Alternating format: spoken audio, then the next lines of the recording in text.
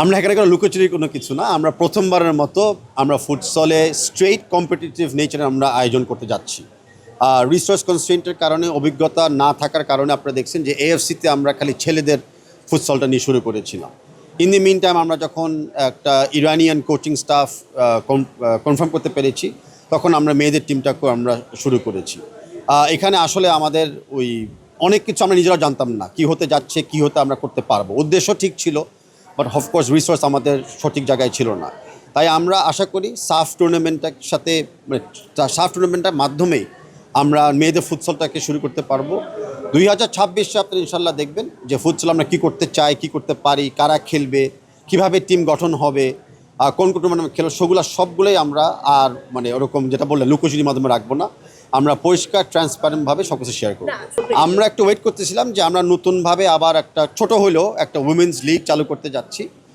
তো এই টিমগুলি আগে গঠন হোক, তখন আমরা চাবো যে উইমেন্স লিগের টিম, ফুটসল টিমের যে প্লেয়াররা মাত্র আমরা গঠন করলাম, এই টিমটাকে ডিক্লেয়ার করলাম, সকল প্লেয়ারকে আমরা সামনে মিডিয়ার সামনে আসতে অ্যালাও করব এবং আমরা চাবো তারা ইন্ডিভিজুয়ালির জন্য তাদের অবস্থানগুলি ক্লিয়ার করতে পারে।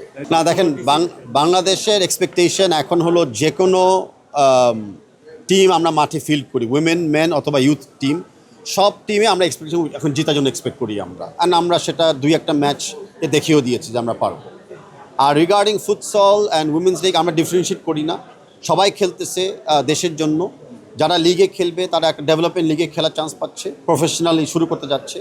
অ্যান্ড যাদেরকে আমরা মনে করি দরকার ন্যাশনালি আমাদের দেশকে রিপ্রেজেন্ট করা উচিত নতুন একটা টুর্নামেন্টে, নতুন একটা স্টাইলে, সেখানে সেই মেয়েদেরকে আমরা কল আপ পেয়েছি।